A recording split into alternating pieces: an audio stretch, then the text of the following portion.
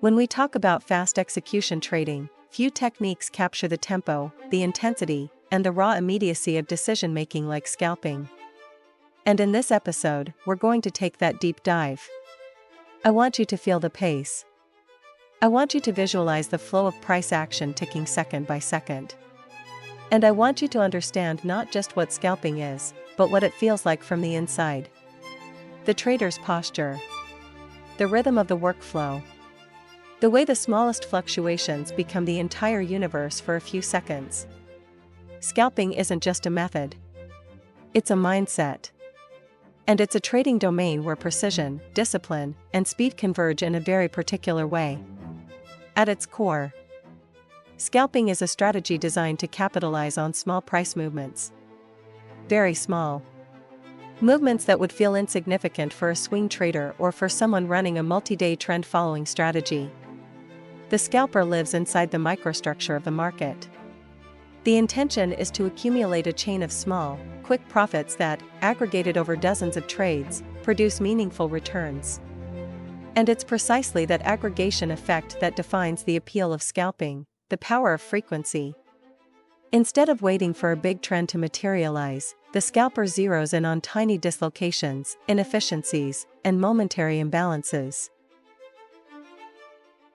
When you think about scalping as a strategy, think about immediacy. Trades that last seconds to minutes. Positions that are opened and closed before most traders even finish analyzing a candlestick pattern. The holding period is intentionally short to minimize exposure. Every extra second in the market represents additional uncertainty, additional noise, and additional opportunity for the price to run against you. This is why part of the scalper's edge comes from speed. Another part comes from deep familiarity with micro-price behavior. And another comes from the trader's ability to make decisions under pressure without hesitation. Scalping has a set of defining characteristics. The high frequency, of course, is one of them. You are taking many trades, sometimes dozens within a single session. The targets are deliberately small, often just a few pips or a few ticks. The holding period is extremely compressed, minimizing risk exposure but significantly increasing the mental demands. And leverage often plays a role, not because scalping is inherently reckless, but because the profit per trade is small by design. Leverage is what allows a 5-pip move to be meaningful. The attractiveness of scalping for certain trader profiles is easy to understand. When your position is in the market for such a short time, your risk exposure to unexpected macro catalysts, geopolitical events, or sudden shifts in sentiment drops dramatically. A non-farm payroll surprise or a central bank leak might ruin a swing trader's position, but the scalper is in and out so quickly that large-scale fundamental catalysts rarely matter. And while markets may trend, consolidate, or whipsaw unpredictably, the micro-opportunities associated with small price movements tend to be plentiful in almost every environment. This provides a continuous pipeline of potential trades. Scalping also gives traders the opportunity to decouple themselves from deep macro analysis. You don't need to build multi-layered macro narratives to scalp effectively. You need price action. You need order flow. You need precision. And you need the mental agility to read the immediate conditions of the market without drifting into grand theories or long-term forecasts. That's why many traders find scalping appealing. It's concrete. It's tactile. It's technical. And it can be applied consistently. But none of this means scalping is easy. The challenges are substantial, and they're what filter out most would-be scalpers long before they develop competence. The transaction costs alone can be brutal. High frequency means spreads and commissions accumulate. If your broker or your execution environment is suboptimal, the strategy becomes mathematically impossible. Focus is another factor. Scalping requires an almost meditative intensity. You're watching small price movements, tiny expansions and contractions in volatility, subtle shifts in momentum. You're taking decisions in seconds. Fatigue, distraction, or emotional noise can degrade performance quickly. There is also the ever-present risk of overtrading. The fast pace can lure traders into taking setups that aren't truly part of their strategy. You see a micro movement and your reflexes shout at you to take it. Scalping demands discipline, not impulsiveness. It demands a precise understanding of what qualifies as a valid setup and the discipline to ignore everything else. And then, there's the technological aspect. Scalping depends heavily on technology. You need a fast platform, low latency, and reliable data. If your execution lags by even a fraction of a second, your edge may evaporate. Given the demands of this strategy, the techniques that underpin scalping become crucial. Technical analysis is central. Not broad, multi-timeframe analysis, but micro-precision technical analysis. Moving averages help establish directional bias and structure. Bollinger Bands help identify volatility compressions and expansions. Oscillators like RSI or MACD help identify micro-overbought or micro-oversold conditions. And price action sits at the core. Candlestick interactions around support and resistance, tiny wicks, micro-rejections, the tempo of the last few candles. Scalpers must read the market almost like reading body language. The order types you use matter enormously. Market orders offer immediacy but can create slippage. Limit orders increase precision but may reduce your fill rate. Stop orders provide protection when things go wrong. Scalpers aren't improvising with execution, they are architects of precision. Every click is intentional. Every order type has a role. Timeframes are naturally compressed. 1-minute charts. Sometimes even tick charts. You're zooming in on the heartbeat of the market. And because execution is everything, liquidity becomes a non-negotiable requirement. You want tight spreads, high volume, and the smoothest execution environment possible. This is why major currency pairs, highly traded stocks, and ultra-liquid commodities are suitable environments. Risk management sits at the core of everything.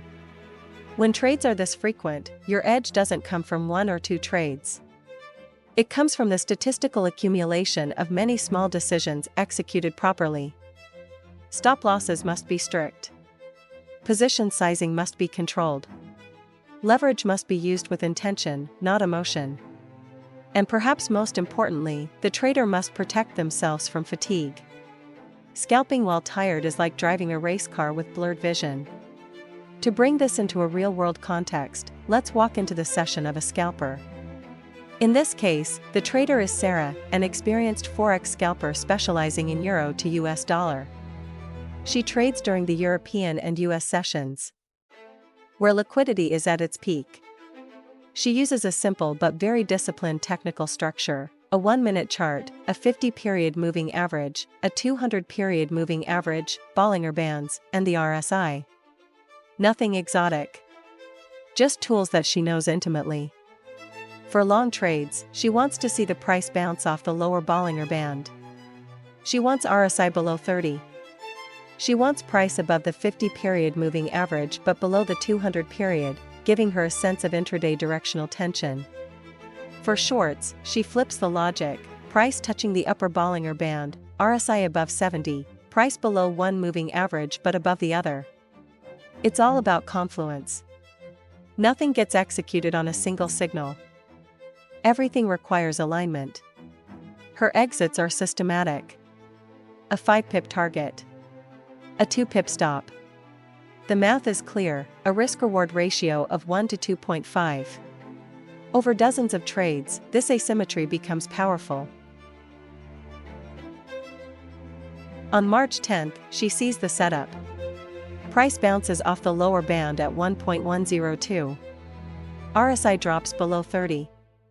The moving average structure matches her criteria. She enters at 1.1022 with her target at 1.1027 and stop at 1.102.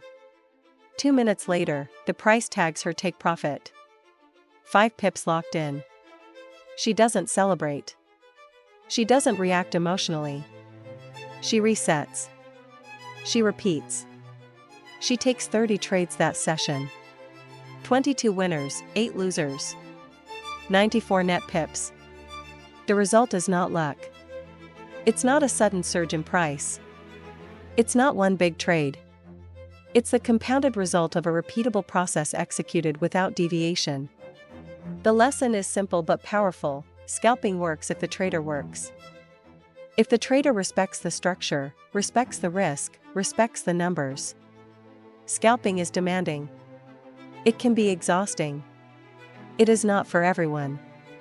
But for those who thrive in high-tempo environments, for those who enjoy microstructure analysis, for those who can stay disciplined under pressure, scalping can be a deeply effective strategy. It offers constant opportunities. It divorces the trader from dependence on macro catalysts. It brings clarity through repetition and process. And when executed well, it creates a consistent stream of profits built from the smallest pieces of market movement. Scalping is a craft, a specialized domain. And mastering it requires immersion, practice, and a continual commitment to refinement. But for traders like Sarah, and for anyone willing to adopt that disciplined approach, scalping can become a robust and consistent part of a broader trading repertoire. Thank you for listening to the Ultimate Trading Podcast by Bells Forex AudioWorks. If you love this episode, hit follow, leave a quick rating, and share it with one trader friend. It really helps. Right now, head to bellsforex.com/tools. 6 professional-grade trading tools, 100% free, no sign-up. Use them on every trade. They're that good. Full guide is free at bellsforex.com or grab the Kindle version on Amazon. Until next episode, trade smart, stay disciplined, and keep building your edge. Happy trading!